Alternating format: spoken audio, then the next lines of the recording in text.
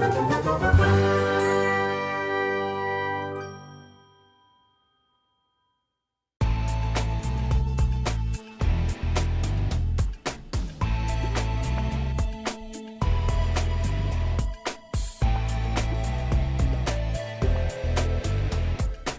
without any further ado, here's our guest, Professor of Psychology from Henderson University, published superheroologist, Dr. Travis Langley.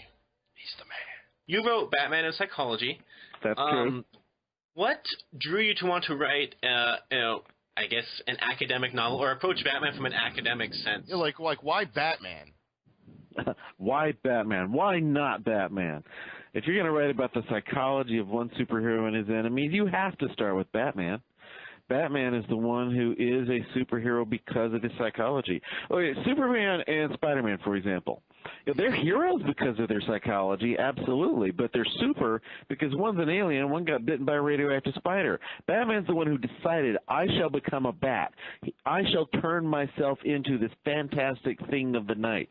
He is defined by his psychology in a way that none of the other, big names were. And, and he was there at the beginning. Superman had introduced, the bright and fantastic, impossible hero, and then Batman, the following year, turned it around to the other side of it, the dark and improbably possible feeling. And Batman, because Batman's defined by his psychology, his enemies have to be defined by their psychology too. With Superman, it's always you're trying to figure out when you're creating a villain, what's the challenge for his powers. With Batman, his powers are his personality. They are his mind and his skills. So he ends up with this really rich rogues gallery of characters that are defined by their psychology as well. Now, what attracted me, oh gosh, just a whole lot of things came together for me in 2007. I was teaching a psychology and literature course, and I'd used Batman as an example of how for them to do their assignments. I was reading a book, Superman on the Couch by Danny Fingeroth. Now, Danny's not a psychologist, but he's speculating on the meaning, the impact of these characters and these stories. And reading that, I just got to thinking, it's like, I want to write this kind of thing. And there was a comment he made, how in the 50 years after Frederick Wortham, almost nobody in any kind of psychologically relevant field had written anything about comic books. And it was true. And that was also when I visited my first Comic-Con. So all these things came together, and I knew I need to become part of Comic-Con. I need to study this environment that celebrates interests that might ostracize people somewhere else, and I need to write a journal article about Batman. Well, of course, then 1 year later, I knew, okay, I need to write a book about Batman because there's way too much stuff. And I knew at the time, it's like, okay, for a book, I need to build credentials. I need to get more involved in the comic scholarship, publish some journal articles, get to know people, get to know comic scholars, and a wide variety of others. So by the time I submitted my pitch to an editor and a publisher, it was the year before The Dark Knight Rises came out. By then, I had done panels with Michael Uslan, producer of the Batman movies, and Denny O'Neil, who wrote the earliest comic book I ever read, and Adam West, who played Batman once upon a time, and Jerry Robinson created the Joker. So, I knew some of these people by then, and in the space of that amount of time, what had been a 3-year plan that became a 4-year plan because Heath Ledger's death delaying the next movie. I built the kind of credentials so that when I went to get a literary agent, I got one very quickly, and he even commented like, "You are the only person in the world who should write this book." Wow.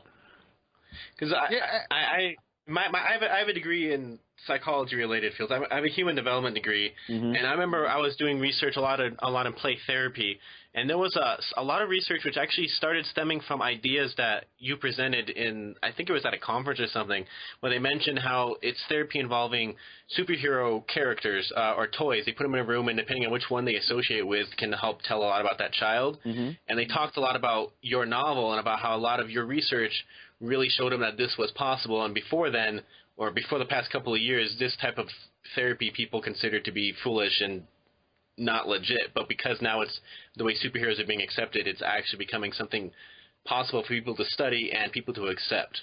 Yeah. Of course, let's say book, not novel. Novel makes it sound like I'm writing a story. But I don't want to confuse the audience. Yeah, I don't want to confuse the audience. That's right. You wrote a book, ladies and gentlemen. Well, a novel is a book, but it's not a story. It's like, going through the chapters, looking at these characters and analyzing them and the stories. I originally thought it's like, why is it and psychology instead of psychology of Batman? But then after a while, I came to agree with the publisher on that, because it's not just using psychology to look at Batman and the other characters. It's using Batman and the other characters to talk about psychology. It goes both ways. Which is what I think makes it really interesting, because you can sit there, and it seems like you do that, where you sit there and you apply psychology just as a blanket term almost. I'm not going to get into, definitions. That's Jeremiah's forte. But it seems like you apply psychology to these characters, but at the same time, like almost in the same breath, you're using the characters to speak about the different facets of psychology. And I think it's fascinating. As a layman, I think it's absolutely fascinating. Yeah, for me, one of the big tricks as I was going to is thinking, what's the psychology story I can tell with this character that I don't tell anywhere else in the book? Instead of going over and over, okay, this one's a psychopath, that one's a psychopath. Remember when I talked about psychopaths before? This one's that too. So to find something different. Yeah, Bane was the last one I wrote about, because it took me a while to actually, the very last three I wrote about were Poison Ivy, Mr. Freeze, and Bane. Now, Mr. Freeze, I knew what I wanted to say, but the wording still took a while to gel in my head. But Bane was the last one, because it took me a while to decide what I wanted to say about him until I finally thought about, okay, his motivation for going to Gotham was he wanted to challenge Batman. It's like, the need for achievement. I don't talk about that elsewhere in the book. And one of my sons, he always assumed it was a deliberate thing. That the reason that I made those three last, because those were the three villains in the Abomination known as Batman and Robin. Yes, no, that's for just some reason is getting news headlines. Yeah, that's what I call that movie. That was Abomination. You know what? You are much, much nicer than I am, sir. I applaud you for that. The only thing I forgive that movie with is because of that movie, we got that awesome Mr. Freeze movie from the Bruce Timm, Kevin Conroy animated stuff, which that's a good movie. Very good movie, and movie, it does justice to Mr. Freeze.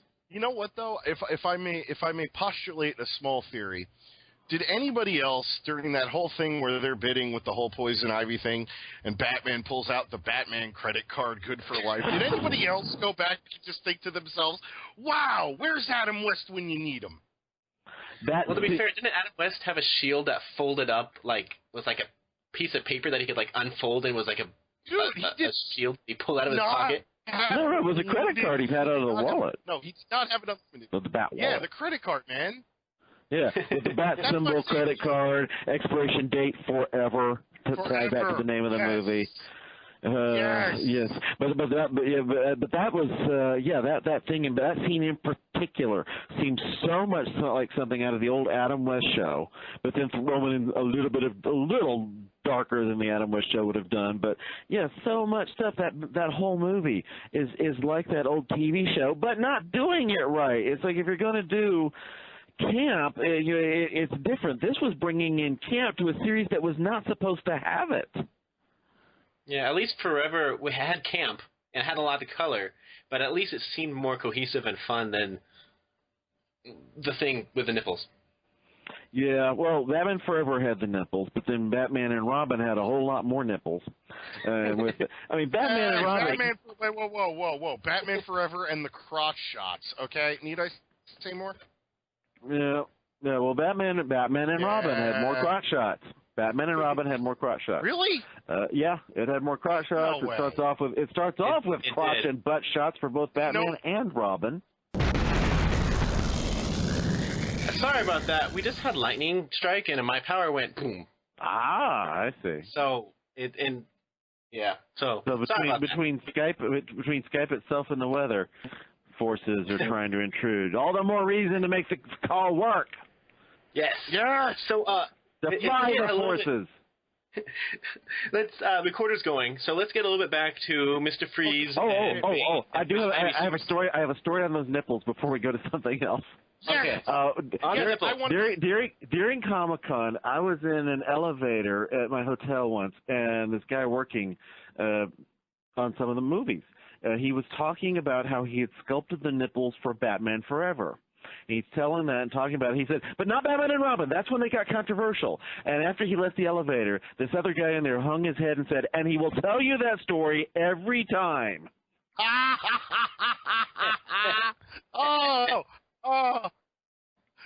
Not only did I just get owned by Dr. Travis Langley about nipples and butt shots in the Batman films, but I have just heard the greatest story about them that I have ever heard. My God. So you said your son was complaining about, you thought that you didn't do Mr. Freeze, Bane, and Poison Ivy till the end. What was the real reason why you didn't do them till the end? Oh, well, just the reason I wrote them last. Well, Poison Ivy, it just took me longer to decide some of the things I wanted to talk about with her. Because with her, in terms of character, you know, they're her interest in the plants and her distance from people, but that wasn't quite strong enough. I finally got into, I went into the science of how her powers would work, or when they're not powers, the toxins, and what goes on neurologically, so the psychoneurology of it. And then with, Mr. Freeze, it just took me a while to gel what I wanted to say. And Bane, he was the last one where I thought of what it was I wanted to say psychologically with Bane that I don't talk about with anybody else. And that was his achievement motivation. So when you were doing the research and writing for this book, what are some things that you learned in particular that you did not know before or really jumped out at you that you hadn't thought of when you originally were conceiving of this book or these characters? Is that Bruce in the background? Yeah, that is Master Bruce. That's Bruce. Drawing a blank. Well, it's some different kinds of pheromones that I didn't know about. It's funny. It's like I enjoy the research. I enjoy the research. I've got 900 references listed there in the back of the book for all kinds of comic book stories I was reading and the psychological references. So there are all kinds of specific, psychology articles I read that I'd never read before, specific experiments on specific concepts. But in terms of a particular thing leaping out at me, nothing is springing to mind. I just knew it all. That's it. So from a psychological standpoint, which characters are your favorite to write about or at least discuss with other people? Oh, gosh. Harley's a good one to discuss. And the Riddler, honestly, I think I can more easily discuss the Riddler than the Joker. The Joker, plenty to talk about, but we don't know what goes on inside his head, and it's best that way. But that kind of limits some of what we can say discussing him psychologically when we don't know what's going on in there. The Riddler, we understand. His narcissism, his compulsions. I get very specific things I can talk about with him. The Riddler is a really strong character when written well. The thing is, it's hard to write a good Riddler story because people will have trouble coming up with the right story that fits the character. The character is stronger than most of the stories that people come up for him. There are some really good ones out there. It's easy to write a good Joker story. The Joker is so well fleshed out already and has such variety. The Riddler is specific. He doesn't have the variety that the Joker has, so it's a narrower range of stories that are right for the Riddler. I like when they go into spells where, okay, he's trying to be a detective, but he's this really egotistical detective. Did some different things, and he got to do more character interactions. The Riddler's a really good one for other characters to play off of and get annoyed by. Oh, gosh, there are just so many good ones throughout the whole lot of them. Then with Harley, we get to go into some different kinds of things. We've got the psychiatric resident who becomes infatuated and falls in love with the Riddler and becomes a villain herself. When you talk about why, I mean, there are professionals who have fallen for clients. Why in the world does a person do such a thing? What kind of person does that? And, I got a lot to talk about with her. Who was your interest? I was going to say, with Riddler, I think my favorite stories with him, the place that I think I've gotten it right consistently have, for the most part, been the Arkham games with him. Yeah, in the Arkham games, they get to play with some of the nuances with the character that don't fit into these giant story arcs. The Riddler is one who you can deal with him. He's constructing puzzles and games and challenges, and that lends itself very well to a video game. But when it comes to writing a comic, I think I've noticed a lot of them. You know, the character is only as smart as the writer, and some of the writers just aren't smart enough for that character. Yeah, it takes a smart writer to be able to work a Riddler story. Agreed. And then Harley's one that I went to the 75 Years of Batman panels at recent conventions and so on, and Harley's one that seems to be people either love her or hate her. Like the really old fans tend to be, but you know, people who grew up on the animated series or recent comics tend to love Harley because of she's fun. She's become like the Joker, but a little more compassionate. Well, the Harley is what we would call a social chameleon, somebody who adapts their personality to the people around them. So when she hangs out with heroes, she's more heroic. When she hangs out with villains, she's more villainous. When she hangs out with the Joker, she's more murderous. Or when she has grandkids, like in Batman Beyond, she becomes a nasty old grandma that keeps them in shape. Yeah. That was weird, but that was just worth a smile in that show. But I love Harley. Harley and Catwoman are probably my favorites overall because they're complicated. Yeah, I mean, I love Catwoman. I love Selena Kyle. It's in terms of psychological issues, there's not as much of the crazy stuff for me to talk about there, but I really, really love that character. She is also another one of these where some writers have trouble getting her right. I tend to think Catwoman is best. I like Catwoman best in Hush stories, actually. Yeah, that's a good depiction. Like pretty much all the good Hush stories have had Catwoman done really, really, really well, which I like them. Hush was a good character exploration. That's why it really grabbed people. He's going through, it's like, here's this fight, but it manages to weave in these character interactions and these explorations of Batman's relationship with all these other heroes and villains, how he relates to them, how they relate to him and perceive him. And it was an intriguing look at these characters. I imagine Red Hood would be another one that would be interesting, at least how he relates to Batman, to discuss with people. Yeah, of course, the Red Hood, he gives us some different issues the other Robins don't get because he's the one who's the black sheep in the family. The kid who was trying to steal tires off the Batmobile and becomes a sidekick, depending on which version of his background we get, that is. And then he dies, and he gets better, and he's kind of mad about the dying part. Very mad about the dying part. Well, he did get beaten to death with a crowbar, so I guess you can't really blame him, can you? I'd hold that against all kinds of people. Okay, James, you had a question you were coming up with. I'm flabbergasted because this is really, really cool, and I feel almost that my intellect does not compare to the conversation at hand. I don't even know where to begin to ask a question, Jerry. I don't know. I have some more. So when it comes to Batman villains, the main ones, we can, a lot of them are built off of archetypes of villains, or at least certain character traits.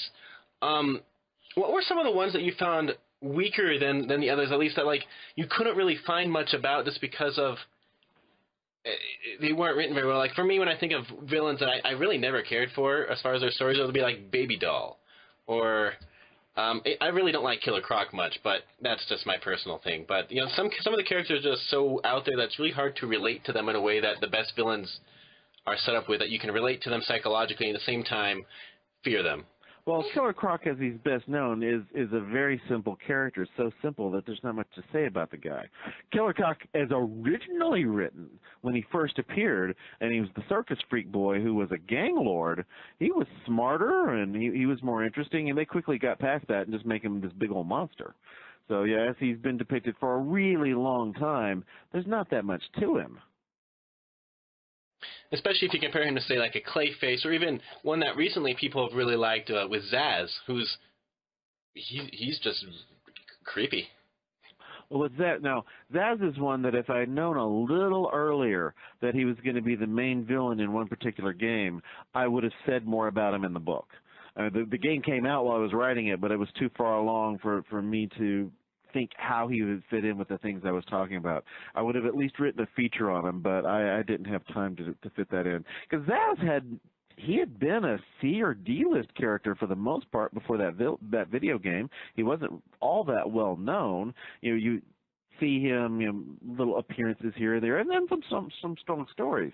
And he is one who, in some ways, is more similar to a lot of real world criminals. Although there are aspects of him that move outside reality. In some other ways, just the sheer number of marks on that guy. No serial killer kills that many people and keeps getting caught when you know who the guy is.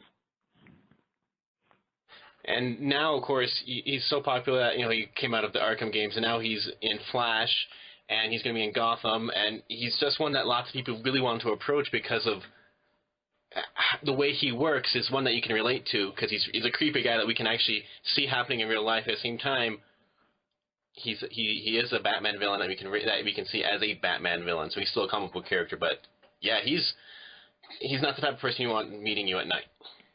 Yeah, you can absolutely imagine somebody in real life putting cuts on himself for everybody he's killed. With Zaz, you have to ignore his origin. His origin doesn't matter. It's the background that turned him that way. It's like, yeah, that kind of thing. Doesn't happen. Somebody does not become that extensive a serial killer out of the blue, even with one horrible tragedy. So who cares about his origin? Just ignore the origin. Focus on what he's like as a character in the current stories, and he's a strong character. Well, if I may ask you a question, mm-hmm. and this a question relating to what we're speaking of, what would you say would be a motivating force for somebody that experiences one tragedy and becomes a serial killer in that notion? Is that just... That's never happened in the history of the world. But that could has never happened. Could so once you start speculating on it, well, it don't, because if somebody doesn't become the serial killer without having these things that are already in them that have been with them throughout their lives. That's what I was going to ask. Like could that be a catalyst of sorts? Could that one tragic thing be the catalyst that causes it? But then we would see it in the real world, and we never have. Serial killers are not made that way. Terrorists can be made that way. Terrorists, they'll have whatever qualities are in them already, and have some horrible tragic thing happen. Somebody who might not have been quite somebody who has some anger or some readiness, but they don't go on this mission, and so you do see things like that. Somebody who had not been the violent, destructive individual, but had something in his nature already, but then has a mission like going to war against a culture, an idea, something like that. But that's not a serial killer. No matter how many people they're killing, they function differently, and they have different kinds of drives from what's going on. Zaz is not engaged in a war of terror. Zaz has his particular motivation about his ideas about freeing people from life. Sometimes he's written as being more psychotic than others. So basically what you're saying is that you could never go that route because we've never seen that in real life. I could talk about how he doesn't match what goes on in real life, and then that just opens up people to arguing with me to say, well, what about this one? What about this one? And I have to go through every single one, explaining why they don't match what's going on. If I may, I'm not. Well, for me, he's too removed from real psychology for me when I have much to talk about him. See, these other characters, even the Joker, the Mad Hatter. It's easier for me to relate them to real psychology. Sometimes the more fantastic the character is. With Zaz, the problem for me is that he is so close to the real world in his behavior that it screws it up when we talk about the motivation. I can talk about the Scarecrow and how bullying inspired him going the way he did, and likewise with the Penguin. They are more fantastic than Zaz is, and so where some of their stuff doesn't fit the real world, I can chalk it a bit more up to we're living in a fantastic world where fantastic things happen, fantastic people. Now, of course, in their world, we're going to see some different psychological conditions emerge too. You're in a world where things like magic and extraterrestrials really exist. So you're going to see some different kinds of psychological issues that we wouldn't see in our world. Well, that leads me to another good question. And I'm glad you actually brought that up. Does the fact that you see things like magic and legitimate superpowers and actual extraterrestrials and interdimensional beings and the like, does that change the nature of psychology in a fictional universe? Yeah, it's the thing is with science fiction and fantasy, and it's a long-standing just credo among people who write these things, is that once you have the fantastic situation, your characters have to be more true to reality than with other kinds of fiction. A soap opera, the characters themselves don't have to be as true to reality. They're not normally in a science fiction or fantasy situation. Sometimes they are, but they're not normally. In the science fiction and fantasy worlds, if the characters aren't true to human nature, we're not as interested, because we are fascinated with how would real people act in these incredible situations, and that's more intriguing to us. So basically, it's the link to the humanity that draws us in. Yeah, it is. So what would I do in this situation? Mm-hmm. Even when the characters tend to be, even when the characters are a bit more two-dimensional, like some of Isaac Asimov's stories, he didn't care what was going on inside the character's mind. He was just who fits the function that he wanted in each story. But even with the characters not being presented with that much depth, we can still imagine what else is going on with those characters. What would we be like in those situations? And as long as the characters don't jarringly contradict how real people act, we can stay with the fantasy. Almost kind of like those characters are kind of like a vehicle in which to superimpose yourself as what would I be doing, where you could imagine yourself as the character. I get what you're saying, and that makes a lot of sense. See, and like with the soap opera, you're not as much wanting to live their lives, but it's like, boy, I'm glad my life's better than those idiots. Ain't that the truth? Yeah, you're watching Jerry Springer or any of those kind of shows. Again, it's like, I'm glad my life is better than those idiots. Amen to that, my friend. Jerry, if you have a question. I do. My wife is actually saying I need to ask about this before we run out of time. Okay. My wife's favorite villain is Penguin. Mm-hmm. Yes. She loves him in the animated show, loves him in the comics, loves him in the games, and really likes him, at least what they're doing with him so far in Gotham. And that actor playing with him is doing a really good job. And I believe in your book you characterize him as the one with the Napoleon complex. He's overcompensating for what he sees as inadequacies. Yeah, that's one thing I talk about with him. In fact, when I was on the documentary Necessary Evil Supervillains of DC Comics, I had these things I wanted to talk about. They interviewed me for an hour, and they just used a few snippets here and there, because that's what they did with everybody, about 40 people. But I'm one of the ones featured more. And the one thing I really hoped made it into the documentary was me talking about the Penguin and the Napoleon complex.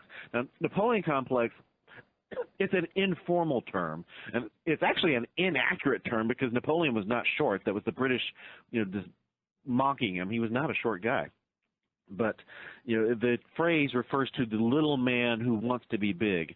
And with the Penguin, his whole story is, he was bullied when he was a kid, and from his very first story, the bullying stuff came in later, but from the first story he ever appeared in, he wanted to rise up in high society in Gotham and as a crime lord in that same city. He wanted to take that big place in both. A number of different stories over the years have depicted him running for mayor, not because he wants to do great things for Gotham, but he wants the status of that position. If he could lose any of that weight, he wouldn't, because it helps him take more space. His hat adds height. His umbrella, when extended, takes up more space. He is an individual who, in his actions and his sheer physical appearance, wants to be bigger. He wants to be the big man. And that's one thing that I know the show Gotham is really getting, for me, seems to be getting right, is for him, he's the guy who doesn't like being so small. He sees himself as weak. He sees himself as being pathetic, and he's trying to make himself bigger throughout the show. And so far, that actor's been doing pretty darn well. Yeah, it's as long as they have him gain a lot of weight later on, before the series ends. Well, he does work in a restaurant now, so maybe he'll just start. Oh, there is that. That's a good point. If I may ask a question, Doctor. Yeah. I have been asking this question of friends of mine, although not Jeremiah per se, for quite a long time. And you, being a psychologist, if you will, might be the absolute perfect person to ask this to. Does the Penguin suffer from an inferiority complex? Okay, the Penguin, it depends on whose classic use of the term inferiority complex you're using. You know, there are qualities there, but he actually comes – Alfred Adler was the psychologist who originally came up with that term inferiority complex. But he actually comes closer to what he referred to as the superiority complex, which involves some of those same feelings of inferiority, but overcompensating, going to great extremes, you know, to that – achieving some aspects of narcissism but without the healthier parts of it, you know, for the areas of insecurity, inflating himself even in his own head, where, you know, he does have these underlying feelings of insecurity. Dr. Langley, I appreciate you answering that question, because now I can go back to one of my best friends of many, many moons and prove that I was right. Because he always lobbied to me that the Penguin suffered from an inferiority complex. I postulated that he suffered from a superiority complex. Right. And I tried to say exactly that, and he would never believe me. And now I have the bona fide proof I need. Thank you. Well, you can at least throw you can at least throw him a bone by acknowledging that the superiority complex does have roots in those underlying feelings of insecurity, but it's under there. That's not what's conscious to the person. They really are full of themselves. Yes. Yes, not only do I get to say he was partially right, but I still get to drag him down. I love it. Oh, this is great. So we're just about out of time as far as what you've allotted us. So I have one more question, and then we'll wrap up this interview. The question I have is, which Batman villain, obscure, it can be a small one that you don't see a lot of, that you wish there was a lot more information about so you could write about them, that there's just not enough to talk about them? The Squid. That's a good question. The Squid? The Squid. Oh, crap. The Squid. That took my brain a second. Oh, wow. Really? Really? The Squid? Well, there's an obscure one that I think something more interesting could have been done with him, but there are things in the character's manner and the speech impediment that got me very curious about this character. He was terribly used in the story, so that's going to be why this answer is even amusing to me. But there are things in how he was written in terms of his dialogue, his own insecurities, that it's like, I wish the character had been better used. I would love to know more about the kind of person who wound up being the Squid. You asked for obscure, so I went obscure. No. Obscure, and I got obscure, and that's awesome. No, that's not obscure. That's like the bottom dust of a filing drawer that's like way far back. That's so far obscure that even obscure characters are like, wow, I'm impressed. The Squid. The fact that you knew who the Squid is mind-numbingly amazing to me. Wow, I applaud you, sir. Applaud. And on that note, I guess we should probably end this interview. Thank you so much, Doctor. Sure. If people want to talk to you more or have more questions or just want to follow your work, where can they find all that information? Well, they can always find me on Facebook or on Twitter as @superherologist.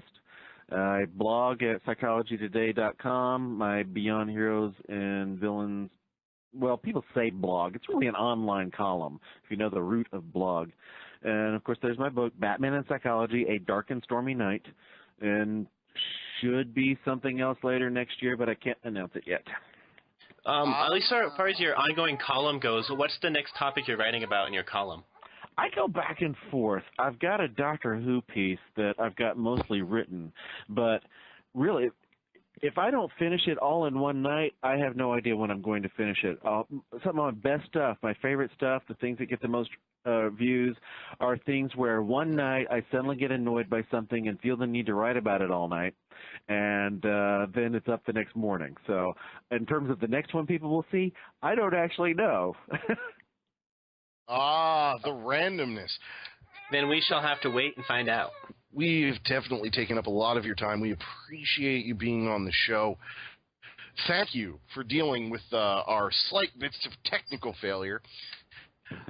And we'd like to extend an invitation to you to be on the show anytime you want to discuss any topic you might weigh an opinion on. You are always welcome at Bob Mad Radio.